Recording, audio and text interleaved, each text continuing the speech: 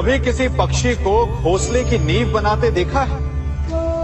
अथक परिश्रम करके तिनका तिनका बिटोर कर वो पक्षी अपना घोंसला बनाता है, अपनी संतान के लिए एक सुरक्षित घर बनाता है। और फिर कहीं से तीव्र आंधी आती, भारी वर्षा होती और उसका घोंसला तिनका तिनका करके बिखर जाता है। फिर वो पक्षी क्या करता है? वो रोता नहीं, ना ही विलाप करता है। वो बिना विलंब करे फिर से अपना घोंसला बनाना प्रारंभ कर देता है और सफलता पाता है। फिर हम क्यों छोटी छोटी असफलता से भयभीत होकर परिश्रम करना छोड़ देते हैं? एक बात सदा स्मरण रखिएगा, हर वृक्ष कुल्हाड़ी की एक मार से नीचे नहीं गिरता, हर चट्टान घन के एक प्रहार से नहीं टूटती। सफलता पाने के लिए अनावरत परिश्रम करना ही मात्र एक मार्ग है। स्वीकारण, सत्य का स्वीकारण मनुष्य के लिए बहुत ही महत्वपूर्ण है। जब तक मनुष्य सत्य को स्वीकार नहीं करता, उसे असत्य से लड़ने की शक्ति प्राप्त नहीं होती। जब आप भोजन करते हैं तो क्या होता है? आपका पेट स्वीकारता है कि वो भर चुका है और आप भोजन करना बंद कर देते हैं। जब आपको निद्रा आती है तो क्या होता है? आपका मन स्वीकारता है कि आपका शरीर थक चुका है और उसे विश्राम की आवश्यकता है। उसी प्रकार जब आपको किसी व्यसन को रोकना हो तो आपको स्वीकारना पड़ता है कि बहुत हो चुका, चाहे वो लालच हो या मदिरापान। उस व्यसन का त्यागना तभी प्रारंभ होता है जब आप ये स्वीकार कर लेते हैं कि आप उस व्यसन के बंधक हैं। हम में से ऐसा कोई नहीं जिनकी परछाई उनसे दूर रहती। हमारी परछाई सदैव हमारे साथ रहती है। कदाचित हमारी परछाई हमारे कर्मों के फलों का संकेत है।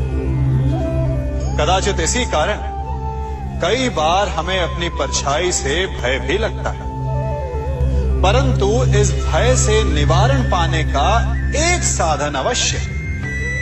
वो है सूर्य की ओर मुख करना या किसी प्रकाश के स्रोत की ओर मुख करना, क्योंकि तब हमें हमारी परछाई दिखाई नहीं देती। यदि इसे जीवन के संदर्भ में देखें तो ये प्रकाश का स्रोत शुभ कर्मों की चेतना है। यदि आपके मन में शुभ कर्म करने की इच्छा है तो आपको कभी भी अपने कर्मों के फल का भय नहीं होगा, क्योंकि यदि आपका मन शुद्ध होगा तो आपके कर्म शुद्ध होंगे और शुद्ध कर्मों का फल कभी अशुद्ध नहीं हो सकता। आज मैं आप सबको एक कथा सुनाता हूं। एक दिन प्रातः एक व्यापारी अपने घर से निकला। घर से निकलते ही एक बिल्ली ने उस व्यापारी का मार्ग काट दी। व्यापारी घबरा गया। वो फिर से घर लौट गया और शुभ घड़ी की प्रतीक्षा करने लगा। और जब वो पुनः अपने घर से निकला तब वो वाहन जा चुका था जिससे राजा तक पहुंचकर उसे भेंट देनी थी। राजा को भेंट नहीं मिली। राजा क्रोधित हो गए।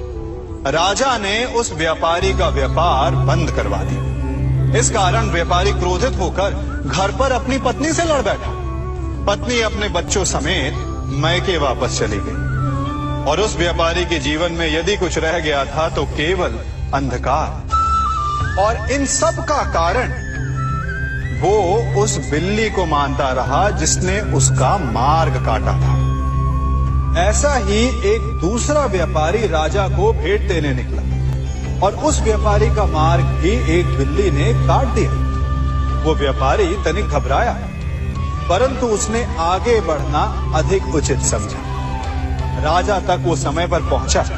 उसने राजा को भेंट दी। राजा प्रसन्न हुए और राजा ने व्यापारी को अपना व्यापार बढ़ाने की अनुमति दी, स्वर्ण आभूषण दी। जब व्यापारी घर पर पहुंचा तो पत्नी को आभूषण और अपने बच्चों को देने के लिए वस्त्र थे उसके पास। हर ओर प्रसन्नता थी। समझ रहे हैं ना, दोनों के साथ एक ही प्रकार की घटना हो, परंतु दोनों की प्रतिक्रिया भिन्न थी। ऐसा ही हमारा जीवन भी है। हमारे जीवन में प्रारब्ध का अपना स्थान है, परंतु उससे कई अधिक महत्वपूर्ण हमारी प्रतिक्रिया, हमारे सोच का प्रभाव है। क्योंकि यही हमारे जीवन को आकार देते हैं। इसलिए अपनी सोच को सकारात्मक रखिए। आपका जीवन सदैव आनंदमय रहेगा। आप इन दो पात्रों को देख रहे हैं। मेरे इस पात्र में जल है और ये पात्र मिष्ठान से भरा हुआ है। दोनों ही पात्र भरे हैं, परंतु देखिए, मिश्री को जल में मिला दिया, जल ने मिश्री को अपना लिया, मिश्री ने अपना अस्तित्व खो दिया। परंतु जल को अभिमान है कि उसका अस्तित्व अभी भी बना हुआ है। परंतु जो इस जल को चखेगा उसे अवश्य पता चल जाएगा कि ये जल अब वो जल नहीं रहा, ये अब शरबत बन गया। हमारा त्याग, हमारे बलिदान भी ऐसे ही होते हैं। जो इस बात को अनुभव करते हैं वो समझ सकते हैं कि कैसे हमने समय की धारा को बदल दिया। जो बलिदान देते हैं उनका अस्तित्व कभी नष्ट नहीं होता, अपितु उनका बलिदान संसार में कुछ ना कुछ परिवर्तन अवश्य लाता है। हम सभी कभी न कभी, कहीं न कहीं अपने जीवन में यात्रा अवश्य करते हैं। हमारी यात्रा में कभी पक्के रास्ते आते हैं तो कभी कच्चे रास्ते। पक्के रास्ते मनुष्य बनाता है और कच्चे रास्ते जानते हैं कैसे बनते हैं? चलते चलते बन जाते हैं। जब लोग एक स्थान से जाते हैं तो पैरों के दबाव से नीचे की घास कुचल जाती है। बार बार उस मार्ग से जाने से धीरे धीरे मार्ग स्वतः ही बन जाता है। और यही जीवन है, यही नियति है। जब आपके जीवन में आपको मार्ग ना मिले तो रुकिए नहीं, आगे बढ़ते रहिए और आपके पैरों के दबाव से मार्ग स्वतः ही बन जाएगा। हम सभी अपने जीवन में सफलता चाहते हैं, है ना? उसके लिए हम रात दिन परिश्रम करते हैं, कड़ी मेहनत करते हैं, परंतु फिर भी असफल हो जाते हैं। परंतु ऐसा क्यों होता है? कभी सोचा आप सबने? क्योंकि सफलता पाने का मंत्र बड़ा कठिन नहीं, बड़ा सरल है। उचित विचार, उचित समय, उचित स्थान पर उचित प्रहार। जब आपके विचार, समय, स्थान और प्रहार यानी परिश्रम उचित है तो सफलता आप ही को मिलेगी। जिस प्रकार एक लोहार लोहे से कुछ बनाते समय उस लोहे के सही ताप तक के आने की प्रतीक्षा करता है और समय आने पर उचित स्थान पर पर्याप्त बल से प्रहार करता है और लोहा आकार ले लेता है, ठीक उसी प्रकार आपकी सफलता भी आकार लेती है।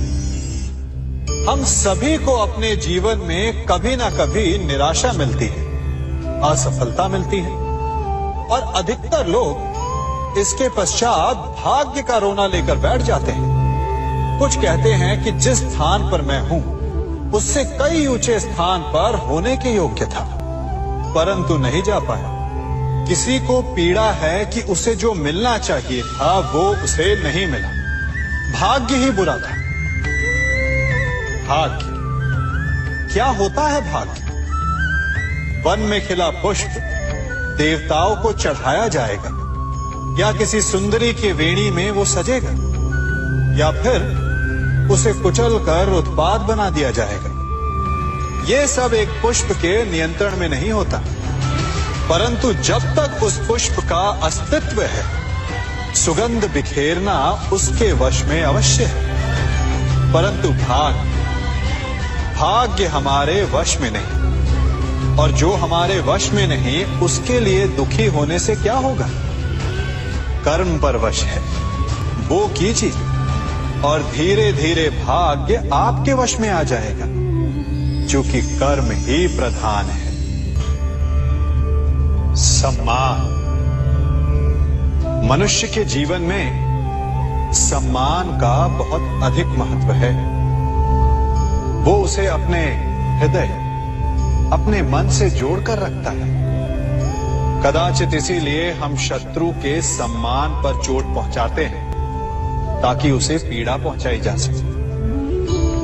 परंतु ऐसा करने से सावधान रहे मित्रों। शरीर पर लगी चोट मनुष्य भुला सकता है, परंतु उसके सम्मान को लगी चोट उसे जीवन भर पीड़ा देती है। और स्त्री के मान सम्मान पर लगी चोट उसे उस सीमा तक ले जाती है जहां उसे केवल प्रतिशोध दिखाई देता है। यदि अपने शत्रुओं को जीतना है तो प्रेम से जीतिए, अपने कर्मों से जीतिए। उन्हें अनुभव करवाइए कि उनसे भूल हुई है। किसी के सम्मान को ऐसी चोट ना पहुंचाइए कि वो आपका नाश करने पर उतर आए। स्मरण रखिए, किसी का अपमान करके आपके हृदय को कदाचित थोड़ा संतोष आ जाए, परंतु उस अपमान से आप कई हृदयों को आघात पहुंचाते हैं और अपने लिए एक शत्रु और बढ़ा लेते हैं। हम सब शीघ्र ही सफलता चाहते हैं, ढेर सारी संपत्ति और सुख चाहते हैं, और ऐसे में कई बार हम छोटे मार्गों का चयन कर लेते हैं। वो मार्ग जिनमें परिश्रम नहीं होता, जिनमें होता है तो केवल छल, कुटिलता और भाग्य का सहारा। जैसे कि जुआ। कोई जुए के खेल में धन लगाता है, कोई दांव लगाता है, और ये भूल जाता है कि जुआ ऐसा दलदल है कि जिसमें एक बार गिरे तो सर्वनाश से पहले निकलना असंभव है। यदि आप जीते तो और जीतने की भूख बढ़ जाएगी, और यदि आप कुछ हार बैठे तो उसे पुनः पाने के लिए आप फिर से खेलेंगे। मनुष्य को ये आभास ही नहीं होता कि अपनी संपत्ति के साथ साथ वो अपनी मानवता, अपने संस्कार, अपना धर्म और अपना उत्तरदायित्व तक सभी जुए की भेंट चढ़ा देता है। इसलिए कुछ पाना है तो परिश्रम से पाओ। यदि कुछ जुए में जीता तो वो उतना शीघ्र ही खो दोगे, चूंकि उसे परिश्रम से पाया नहीं गया है, और उसकी रक्षा करने के लिए आपके मन में स्वाभाविक प्रयास भी नहीं होंगे। क्षमा बढ़न को चाहिए, छुट्टन को उत्पाद। क्षमा इस संसार में शांति का, सुख का मूल आधार है। क्षमा आपके मन से प्रतिशोध और शत्रुता जैसे भावों को समाप्त करती है। परंतु क्या हर स्थान पर क्षमा आवश्यक है? क्या प्रत्येक का अपराध क्षमा करने के योग्य होता है? नहीं। कभी कभी उसे क्षमा करके हम उस व्यक्ति को और बड़ा अपराध करने की प्रेरणा देते हैं, और ऐसा ही अपराध है स्त्री का मान भंग करना, जिसमें क्षमा की कोई अवस्था नहीं। यदि सिंह भूल से गाय के बछड़े का अखेट कर ले तो उसे क्षमा किया जा सकता है, परंतु यदि वो नरभक्षी हो जाए तो उसके केवल दो स्थल होते हैं, या तो पिंजरा या फिर मृत्यु की गोद। कुछ परिस्थितियों में क्षमा के स्थान पर दंड देना आवश्यक होता है, क्योंकि ये दंड का भय ही है। जो लोगों को वो अपराध करने से रोकता है। संसार में सबसे बड़ा क्या है? अभिमान और बाहुबल या विश्वास और आस्था? निश्चित रूप से बाहुबल के महत्व को नकारा नहीं जा सकता। मनुष्य अपने बाहुबल से पर्वत को मैदान बना सकता है, सागर सुखा सकता है, मरुस्थल में नदियां बहा सकता है, परंतु बाहुबल को सहारा होता है विश्वास का। यदि मन में विश्वास ना हो तो बाहुबल किसी काम का नहीं। वो कौन सा बल है कि मोर आकाश की ओर ताकते हैं? वो विश्वास ही तो है जिसके कारण वर्षा होती है और दोनों की प्यास बुझती है। परंतु जब पाप के बाहुबल का सामना धर्म के विश्वास से होता है तो बाहुबल हार जाता है और जीतता है विश्वास। विजय होती है आस्था की। यदि आप सत्य के मार्ग पर चल रहे हैं और आप अपने इष्ट में आस्था रखते हैं तो किसी भी पापी का बल आपका कुछ नहीं बिगाड़ सकता। कभी सोचा है हमारा जीवन भी उस रेत की घड़ी की भांति है? जो रेत नीचे गिर चुकी है वो हमारा अतीत है, जो अब भी ऊपर है वो हमारा आने वाला भविष्य है, और वर्तमान ये संकुचित स्थल है जहां से धीरे धीरे करके रेत गिर रही है। अर्थात हमारे पास जीने के लिए यही एक क्षण है। उसका उपयोग कैसे करना है ये हम पर निर्भर करता है। जो बीत गया उसका दुख मनाना है या जो भविष्य में होने वाला है उसकी प्रतीक्षा में क्रोध करना है। सब कुछ करने के लिए यही एक क्षण है। प्रसन्न रहना है तो उसके लिए भी यही एक पल है। प्रतीक्षा करते रहोगे तो ये पल भी भूतकाल में बदल जाएगा। इसलिए आनंद के लिए, परोपकार के लिए प्रतीक्षा ना कीजिए। आपके पास जो पल है उनका भरपूर सदुपयोग कीजिए, क्योंकि इस घड़ी को पलटकर आप फिर से समय अवश्य गिन सकते हैं, परंतु अपना बीता हुआ समय आप वापस नहीं लौटा पाएंगे।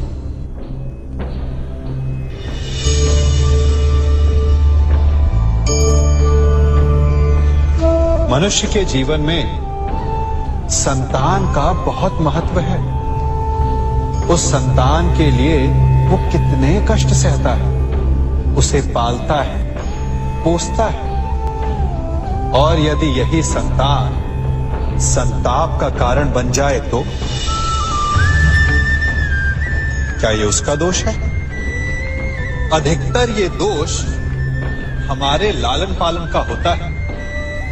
बचपन में बालक के हठ को मानकर हमें आनंद की अनुभूति अवश्य होती है, परंतु धीरे धीरे अपने बालक के हठ को मानकर उसके हठ के दास हो जाते हैं। एक हठी उद्दंड और असंस्कारी संतान उस सूखे वृक्ष के समान होती है कि यदि जिसमें आग लग जाए तो वो सारे वन को भस्म कर डाले। और स्मरण रहे, जब उसमें अग्नि लगती है तो सबसे पहले वो स्वयं के घर को ही भस्म करती है।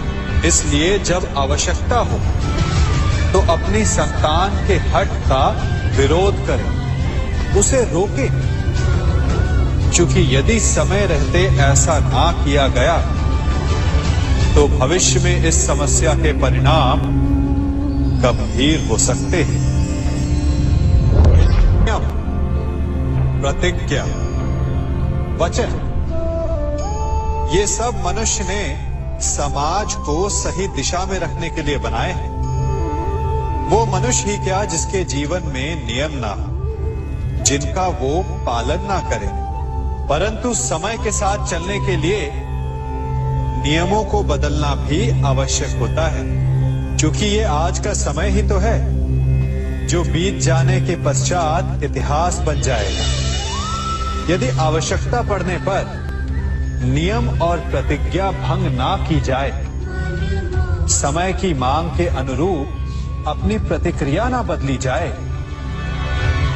तो इतिहास हमें कभी क्षमा नहीं करेगा। आवश्यकता पड़ने पर आपकी तोड़ी हुई एक प्रतिज्ञा, एक बंधन कभी कभी पूरे मानव इतिहास को बड़े विनाश से बचा सकता है। इसलिए नियम, प्रतिज्ञा, वचन कुछ नहीं, कुछ है तो केवल समय, जिसके अनुरूप चलने वाला ही सफल हो सकता है।